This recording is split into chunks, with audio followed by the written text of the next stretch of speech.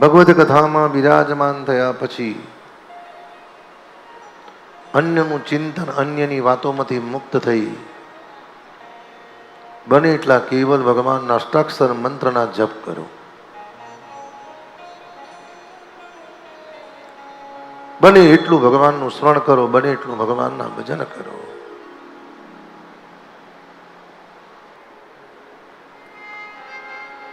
કૃષ્ણં નારાયણં વંદે, કૃષ્ણં વંદે વ્રજપ્રિયં, કૃષ્ણં દ્વૈપાયनं વંદે,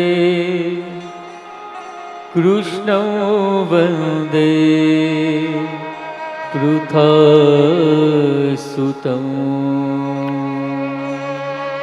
શ્રીમદ ભાગવત ભગવદ અનુગ્રહથી ભગવાનના મુખથી પ્રગટ થયું માટે એનું નામ ભાગવત.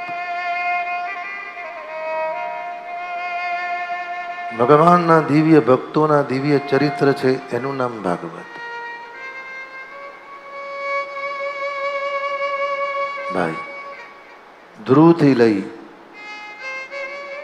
અમરીશથી લઈ અને અક્રૂર જેવા મહાપુરુષોની દિવ્ય કૃપા જે ભગવત ચરણે સમર્પિત થયા છે એવા ભક્તોના દિવ્ય ચરિત્ર છે એનું નામ ભાગવત છે.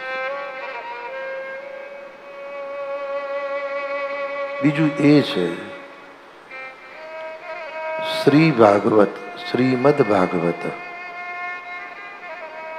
શ્રી એટલે રાધા, શ્રી એટલે લક્ષ્મી, શ્રી એટલે શક્તિ, શ્રી એટલે સીતા, શ્રી એટલે રાધા. આનો અર્થ એ છે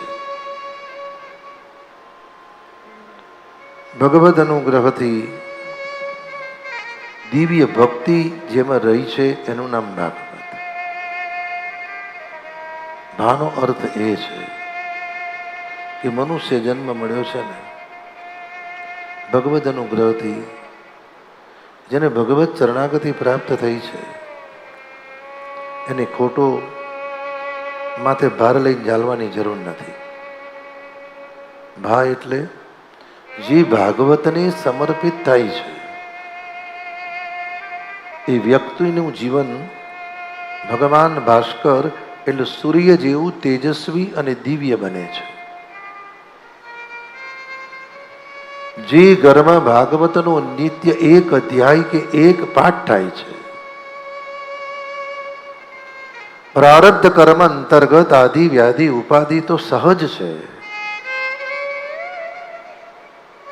પણ જે ઘરમાં ભાગવતનો નિત્ય એક પણ પાઠ થાય છે, કારણ જે ઘરમાં ભાગવતનો એક પાઠ થાય એ ઘરમાં ભગવદ અનુગ્રહથી પરિવારમાં એકબીજામાં પ્રેમનો પ્રાદુર્ભાવ થાય છે. ભાગવતનો પાઠ કરવાથી એ ઘરમાં પ્રેમનો પ્રાદુર્ભાવ એટલે પરિવારમાં એકબીજામાં એટલો બધો પ્રેમ રહે છે જે પ્રેમથી પરિવારનું મંગલ થાય છે.